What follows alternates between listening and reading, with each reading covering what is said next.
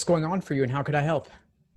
Well, first of all, thanks for the class because I've been looking through a lot of the material already and used some of like the free resources that you had beforehand, and it was super helpful in my prep.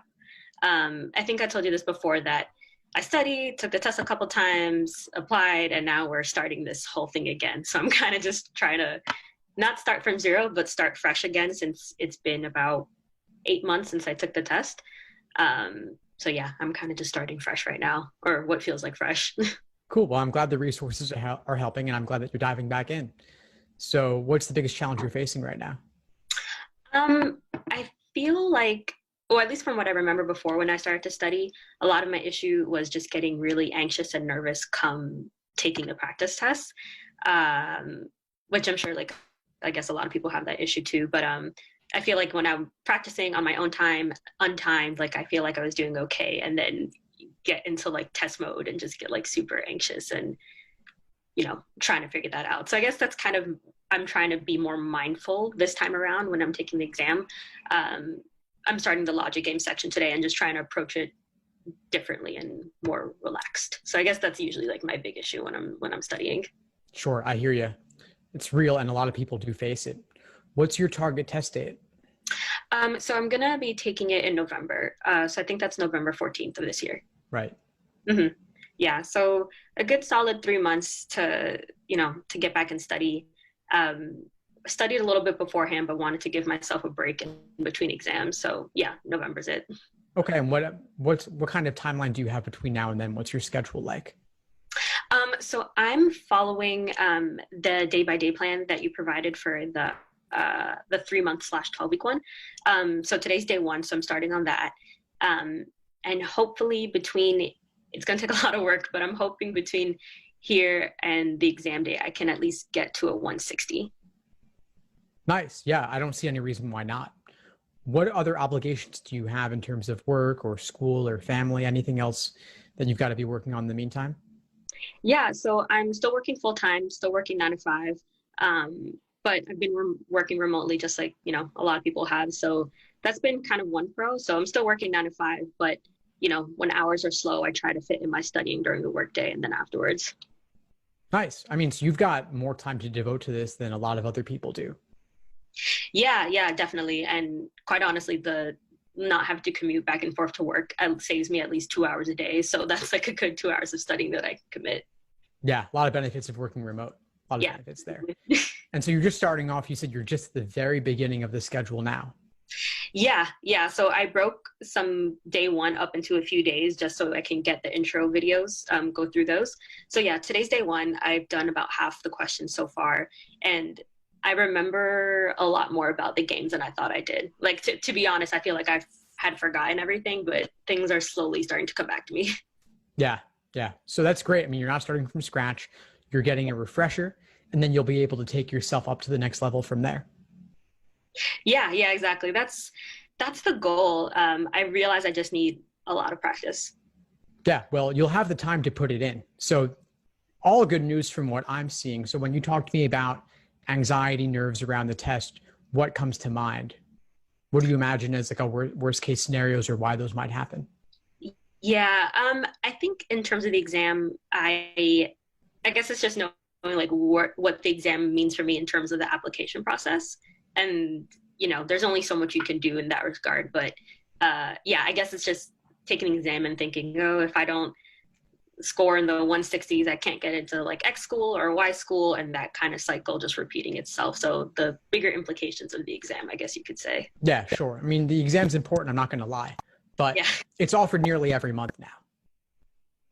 Yeah, exactly. That's why I don't feel as nervous as I did last time around. Still some nerves, but I feel like now that I've sat down for the exam twice, canceled one score, recorded another score. And so I feel like now the nerves aren't there as much. And who knows how November is going to look like in terms of like whether it's a flex or not. I want to assume it's a flex, but I'm not sure. But same. I can't see it being in person, but I feel like having gone through it a couple times has made me like less nervous about it now. Good.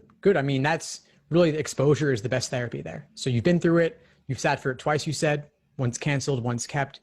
You've got November as well. And listen, I mean, even if November didn't go the way you wanted it to, there's still January. And obviously January is a bit later, but then that gives you about 2 months to give it your all if you wanted to on top of what you're already doing. And so if you could get even a few points more, it'd be worth waiting a little bit longer. Not that we want you to do that, but if you have to, it's an option. Yeah, definitely. That's something I was considering too. I forget what the new what LSAC's policy is now on how many times you can take it within one academic year. It's 3 times in one academic year. Okay, it's 3 times at once. I forget, a canceled exam does not count for that? I don't think. It does, but the new rate take policy is not retroactive. Okay, gotcha. Okay, so that would leave room for January if necessary. Yeah, definitely something to consider. Hopefully, I only have to take it one more time because, like, I don't want to take it again. But that's definitely like a good option to have it, especially if I can make some like room for improvement in those 2 months. Yeah, but you've got 3 months now ahead of you. You've got 9 to 5, no commute, working remote, maybe some time during the workday, time up to 8:59 a.m. and 5:01 p.m. You've got time on those ends as well. So there's a lot you can do, and you just joined the course and you're just at day 1. So there's plenty of room here. I just see a lot of space for you. Yeah, that's kind of how I'm trying to approach it. I know my biggest, I think, struggle with it is definitely the games, but I know it's the easiest to learn. From what my past exams were, games were my hardest, just the time crunch kind of freaked me out. Reading was my easiest one. And then, yeah, probably I'd say reading, logical reasoning, and then games were like my order of difficulty. Yeah, that's good news. I mean, games are the most improvable. Yeah, exactly. So I'm trying to approach it with that kind of mindset of just not, getting too anxious about it. But I know a lot of people must feel the same way. So it's just not just me in the boat. No, definitely not just you. And I've thought a lot about the anxiety, the stress, the nerves, the test day anxiety, all of that. And so I've put some resources in the course about that. And I've actually partnered with a yoga instructor. And next week, we've got a new student orientation, which you should definitely attend. And I'm also having the yoga instructor do a light yoga and meditation session that night too. No, that's awesome. I've been, from your recommendation from the blog, trying to incorporate more mindfulness meditation into my life and into my daily routine to try to get me, in the mindset to take the exam. Nice, cool. So integrate that. Just even 5 minutes a day makes a big difference there. And then I'm sure the yoga instructor will have some ideas too. Yeah, no, that's super cool. That's a nice holistic approach. Yeah, sure. I'm all about that. Yeah, I guess one question that I did have is when I'm just looking at the logic games right now. I've just made copies of it so I can like keep working and not like write on my book. I guess one question I did have as I'm studying and as I kind of start this again is when I'm doing the logic games, how many times do you recommend redoing the same one? I think I used to do the same one about 4 times, but I don't know if that was like too little or too many, or what's a good happy medium in between. Yeah, there's value to redoing games, but I wouldn't want you to necessarily feel the need to redo every single game. Redo the ones that gave you trouble, redo the ones where you think there could be a more efficient approach. If you find that you're brute forcing things a lot and just trying out all 5 choices, drawing out 5 different scenarios, there's probably a more efficient way to go about it. And so that's a case where I would redo it or look at explanations if necessary. Okay, yeah, that makes sense.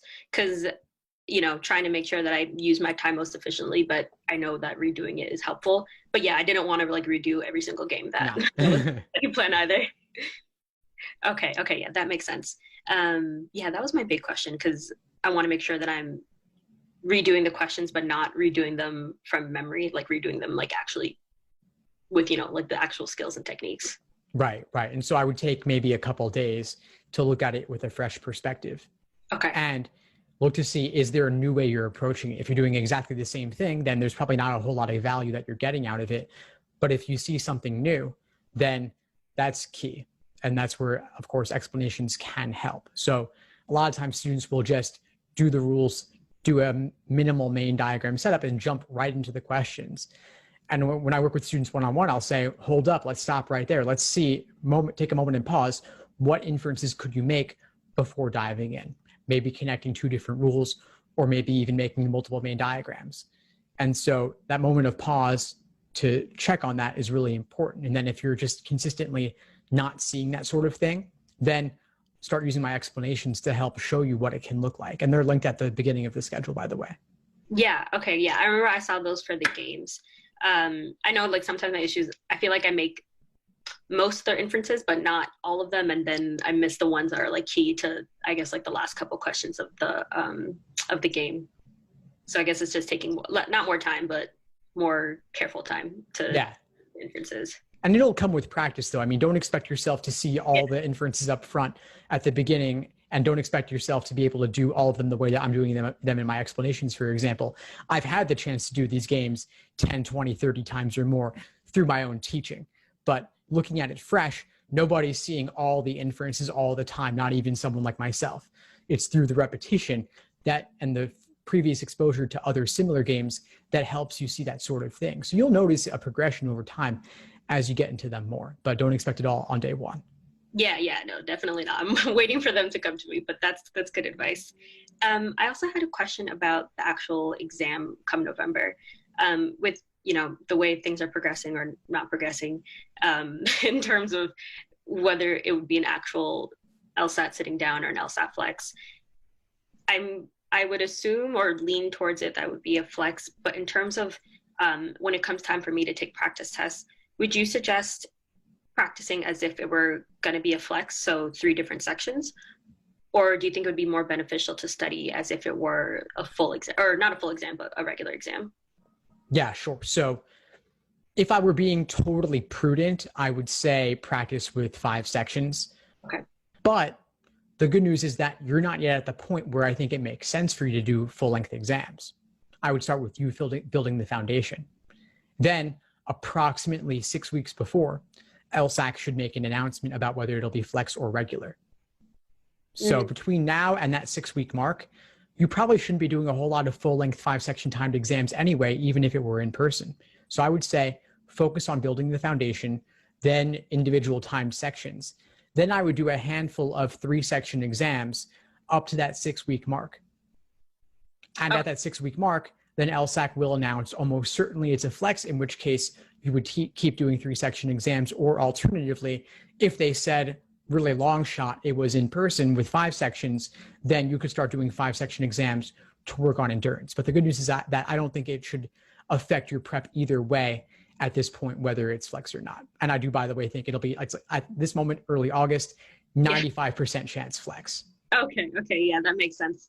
That definitely makes sense in terms of like my prep too. Like I'm not too worried about taking the full exam yet, but I guess when the time comes, like you said, they'll hopefully have an answer on how that's going to look like. Yeah. And we should hear on October any day now. Yeah, that's true too. In my mind, I already forgot the October exam existed, but waiting to hear from October too. If they said October was in person, which I'd say it's 99% going to be flex, if they said that was in person, that would radically change everything, but I don't see that happening. And I think that either this week or next, they're going to tell us, probably this week. Okay. Yeah, that definitely puts things into perspective for sure. I really forgot the October exam even existed because that was not an option in my mind, but right. No, and I'm glad you're allowing yourself the time for November. I think it's going to really help you maximize your potential. Yeah, thanks. I made the mistake before of trying to do the exams back to back, like in the past year or so, and that did not help me out. So I was like, I need to take real time to, everything to sink in a little bit. Cool. Fantastic. Anything else for today? So far, nothing too crazy since it's day one, but yeah, I think you pretty much answered all my questions. I appreciate you taking the time to help me out and talk with me. Yeah, of course, Michelle. My pleasure. We'll keep at it, and I'll see you in class soon. Please join the orientation next week. If any other questions come up, let me know. Okay, perfect. Sounds good. Thanks so much. I appreciate it. Of course. Take care.